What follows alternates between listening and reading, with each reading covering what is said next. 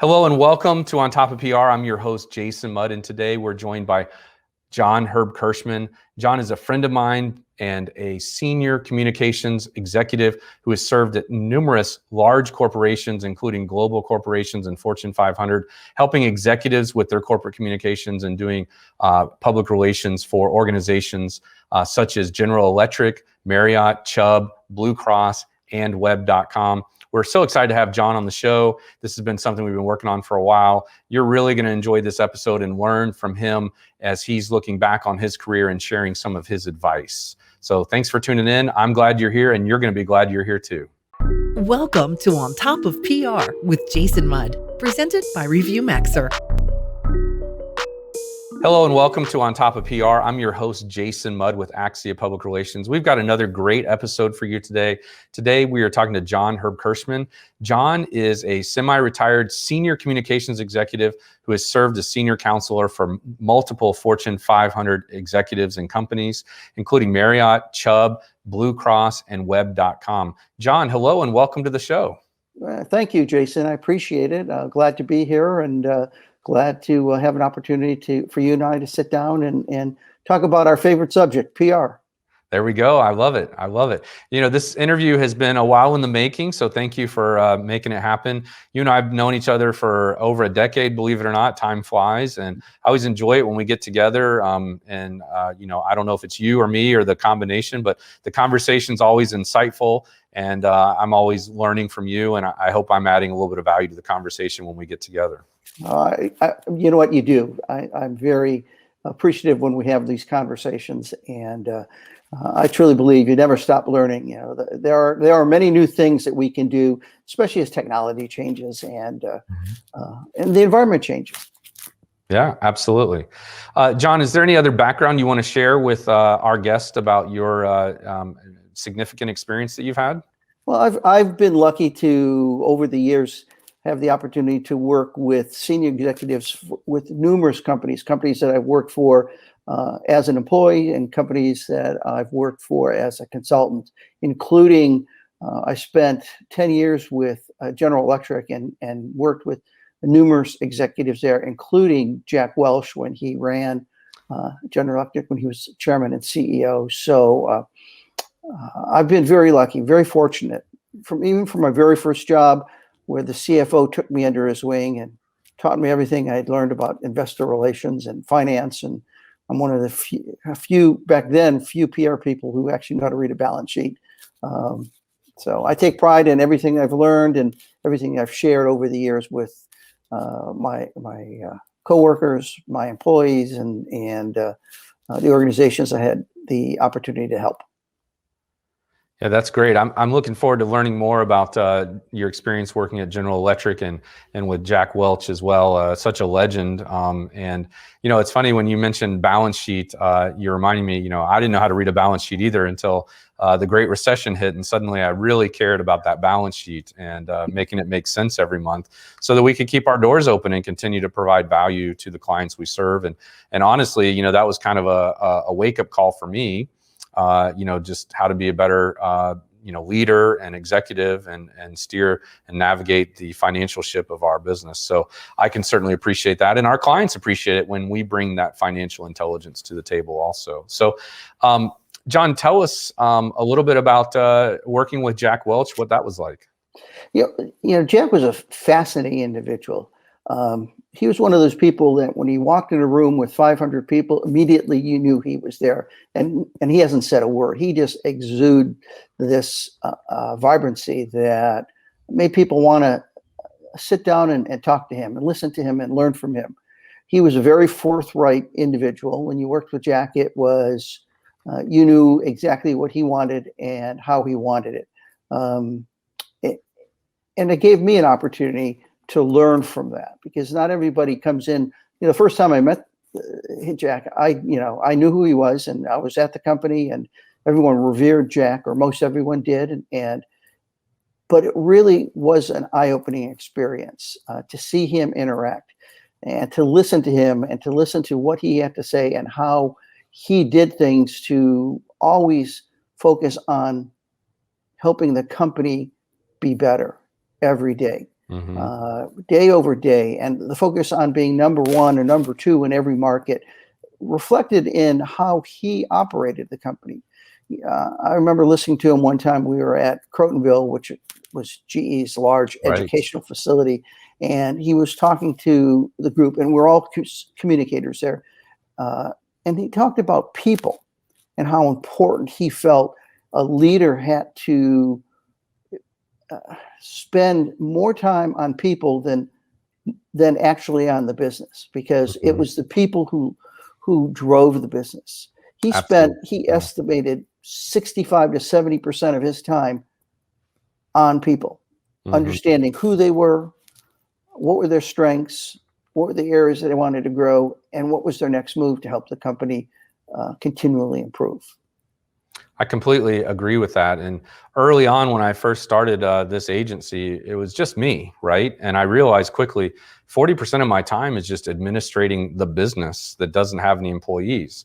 And then as we started adding employees, I thought my time would be freed up to do more work. And the truth is, I had to learn that the most important thing I can do is be a mentor and a guide in developing the talent that I had. And so, I learned a lot from Jack and his books over the years, for sure. And you're reminding me of one of my favorite books. I believe it's called The Greatest Business Decisions Ever Made. And that learning center is actually featured in the book, about how Jack kind of turned that around to where it was kind of, maybe arguably where some of the lower performing employees were sent away just to get rid of them for a while, right? And Jack turned that around into being a destination that everybody wanted to be part of, and it was more exclusive. And according to the author of the book, the idea there is that was one of the smartest business decisions GE made, because then professional development was then valued even more, and it was more of an exclusive invitation to get there. Crotonville is an amazing place. I had friends who were instructors there, moved through the businesses, and that's where a lot of the instructors came from, within the businesses. And it was a great opportunity to learn, and learn hands-on. People there were the instructors there, and the attendees really had a great opportunity to share and to learn. And you mentioned Jack's book. Jack co-authored a number of books, and one of the things that he felt was important was to share what he learned in those books. A story of that is Jack wrote a book called From the Gut, and John Byrne was one of Jack's numerous co-authors, and John and I had an opportunity to actually co-work on one of the chapters, and that was a chapter on globalization, where Jack shared his vision on how a company, and how GE specifically treated its global organization. And Jack had wanted to finish the book for a while, and he had been in Europe, and GE was trying to buy Honeywell at the time, and the European Union nixed that idea. They didn't want GE buying it, so Jack came back and said, "Let's finish this book," and called John Byrne, and John called me and said, "Let's get that chapter in globalization done." So I spent a week shut in my office, just typing away furiously, trying to get that information out. Gave it to John. John did his magic, and Jack took it, and it's in the book. The whole book is fascinating. One of my favorite books from Jack.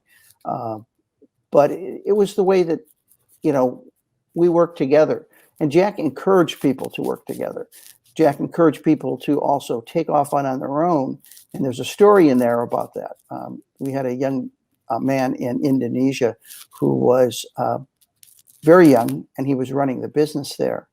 And he came up with an idea. We had annual business planning meetings, and he came up with the idea that he wanted to start lending money to lease motorbikes, motorbikes are a very large part of the business in Indonesia. And he told in the meeting that he had a plan to lend money, and they had never done it before. And Jack was not enamored with that idea, but he gave the young man an opportunity he said, "I'm not going to stop you. You go ahead and do that. And in a year's time, we'll see where you are. And if you didn't hit your numbers, you're probably not going to be around very long. But this guy did. He worked, he got it done. He had a great idea. And a few years later, still as a young age, he was running all of Southeast Asia for the GE Capital business. I was going to say, it sounds like that's GE Capital in the making. Right. Yeah. And so it's fascinating, the opportunities you had to work with. I had to work with Jack. Yeah, that's great. What are so the book I was mentioning earlier is by Vern Harnish, who is well known for writing Rockefeller Habits. And so we'll put a link to that in the show notes and a link to the book you're talking about in the show notes. What are your other top 2 books by Jack that you would recommend to someone who maybe hasn't explored his writings? Yeah. I'm going to be real honest. It's hard to pick 2. I recommend that if you really want to learn about business, find a topic. And I tell you, just if I hate to say this, but Google it, and one of Jack's books is going to appear, because the things that he covers over all his various books cover a variety of topics. I'll tell you, one of the things that Jack stressed time and time again was open book management, the idea of sharing the numbers with every employee. It was amazing in our heyday. If you could talk to a senior executive, or you could talk to the person who was cleaning the floors in a plant, the janitor, and everybody knew where that business was headed, where the numbers were. I think it's being transparent, and I think Jack was one of the pioneers of being transparent to employees, making sure everybody underknown, because everybody had a part of the business. Everybody had a role to make that business successful. And it didn't matter who you are. Communications as a discipline was and continues to be very prominent at GE, as they should be at most companies, because communicating information to employees, helping employees understand their role, understand where the business is going, understand how the company makes money, and what is necessary for the company to do within its environment, within its business culture, within the culture of the city, state, country it's in. Right. Being able to become a very active and productive partner in all of those communities. And Jack pioneered that. He didn't want, GE employees, while I was there, and it continues, are very prominent members in their communities. They share, whether it's working with organizations like Habitat and Humanity, or whether it's working on boards of small nonprofits or large nonprofits. The company has Jack, was a very large proponent of this, to participate and build your society and make it better, and leave the organization better every day. Yeah, I love that. When I think of Jack, I think of transparency and accountability, which you alluded to both, and just how, he was a big believer in, you invest in your best people and you expect them to do well.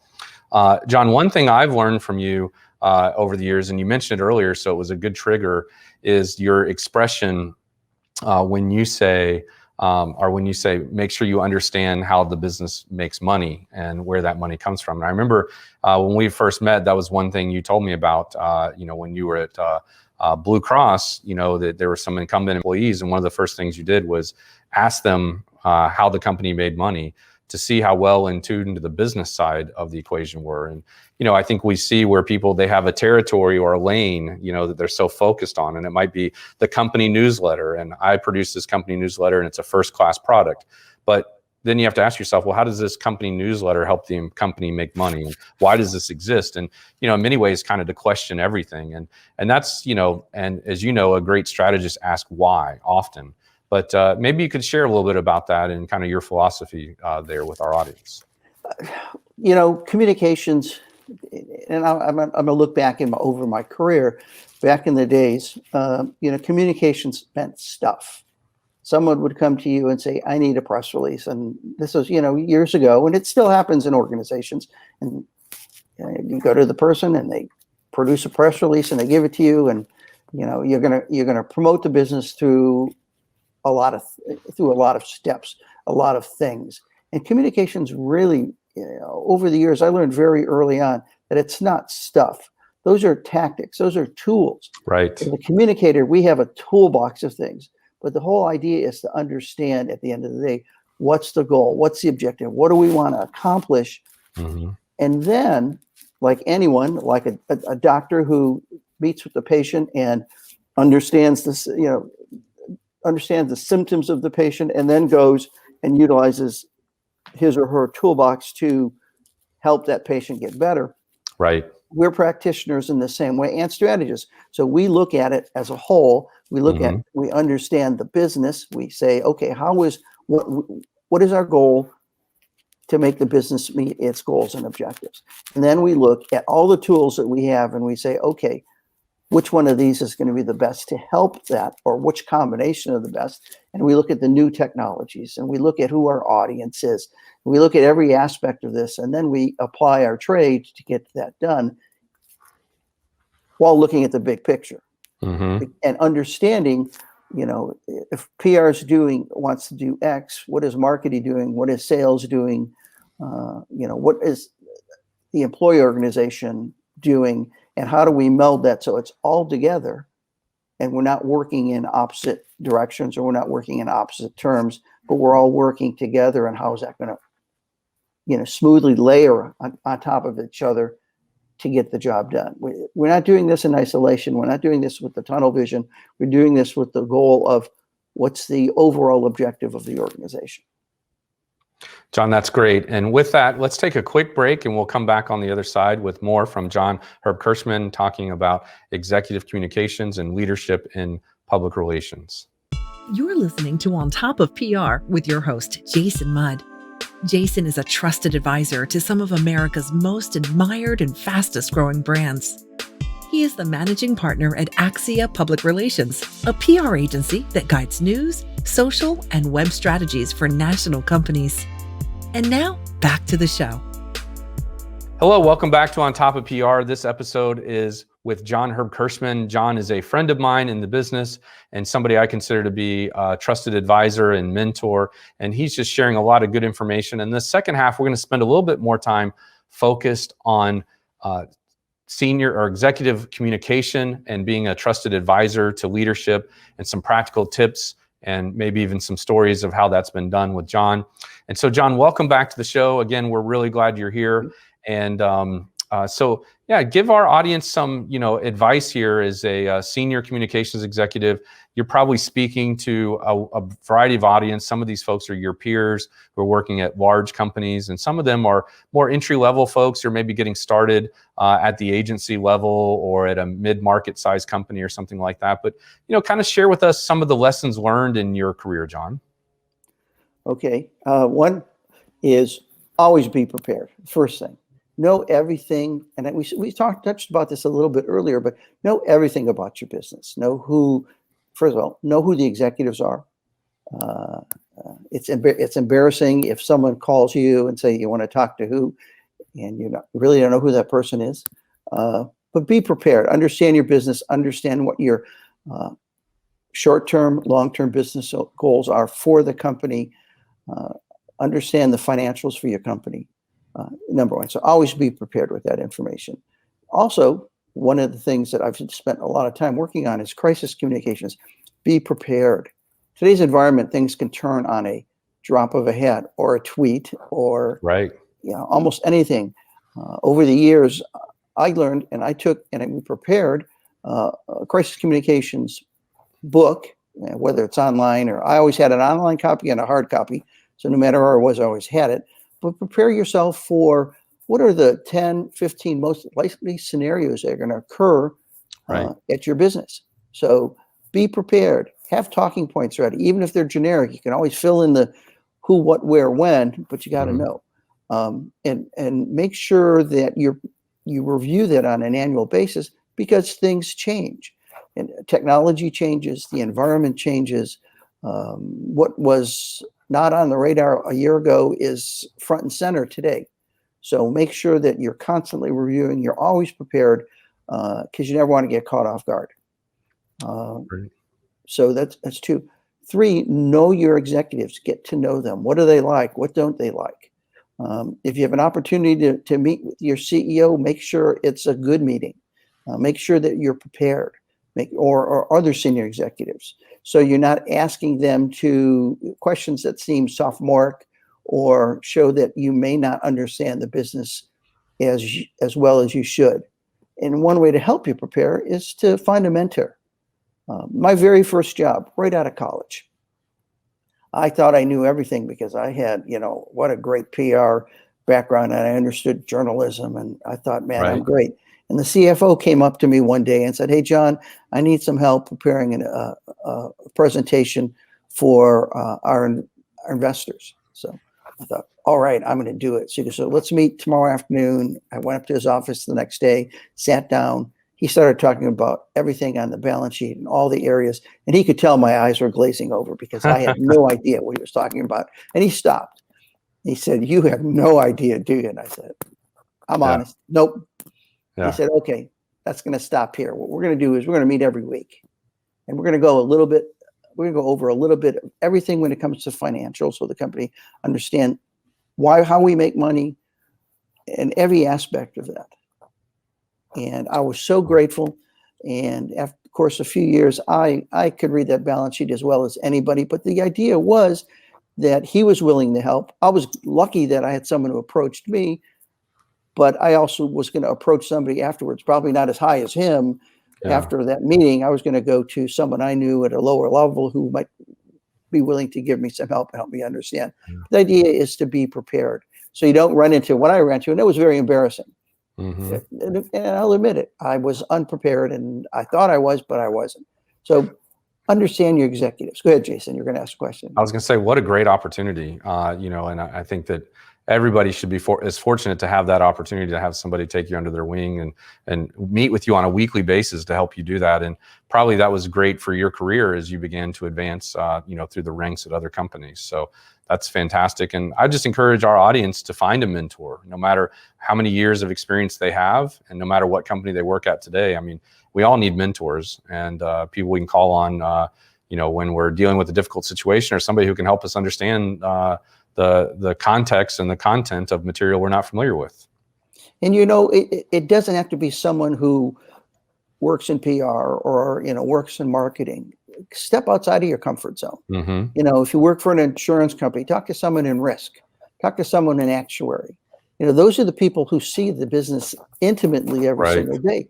If you're in healthcare, talk to the doctors, talk to the nurses. If you're in biotech, I worked for a small biotech company for a while in Maryland. And, these guys really are rocket scientists. I mean, not mm-hmm. really, but they're all PhDs. Right. And to take the information that we had to share to a lay audience, to the mm-hmm. media, is very difficult. But our director of research was an MD PhD, and he could take the most intricate, I should say, terms, scientific terms, and turn them into everyday language. Right. And it was a joy to work with him because it was so easy to have him, and when we're in front of the media, have them understand some very complex detail. We were pioneers in developing DNA markers back. This was in the 90s, and so most reporters didn't understand this. So finding the right people in the organization who can not only help communicate your message, but help you understand. Right, absolutely. So I'm very clearly hearing a theme of prepare, and prepare, right? What other tips might you give for dealing with executives, executive communication, and working on behalf of the company? Be willing to go out on a limb. Take risks? Absolutely, you've got to take risks. But you can't take a risk that you're not prepared for. Risks are things that you understand. Risks are things that you can positively help the organization, but people are afraid to take risks at higher levels at times.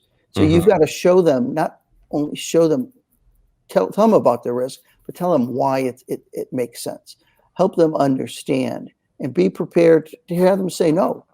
And no, they don't want to take the risk. They want to take the easier way out. They want to take the less risky way out, and be prepared to still take that turn and do it the less risky way, but knowing that you have you're prepared if the risk turns its head and it becomes a little ugly and something else happens because you weren't, as an organization, willing to go out as far on a limb as you probably should have. Right. So be prepared to take risks. Challenge your CEOs. Challenge the conventional thinking. Again, but be prepared on showing them why your counsel is telling them to go this way, and help them understand and show them what you feel why you strongly feel that the outcomes will be better if they take these steps. Don't go in and be cowed by someone who's, very charismatic and we know executives have a bit of an ego because they don't get there without having that ego for the most part. But be willing to stand up for what you believe. That's going to help the organization. It's always got to be tied into why is it going to make it better for the organization, no matter what organization, whether it's a school system or it's a hospital or it's a non-profit or not-for-profit. It doesn't really matter.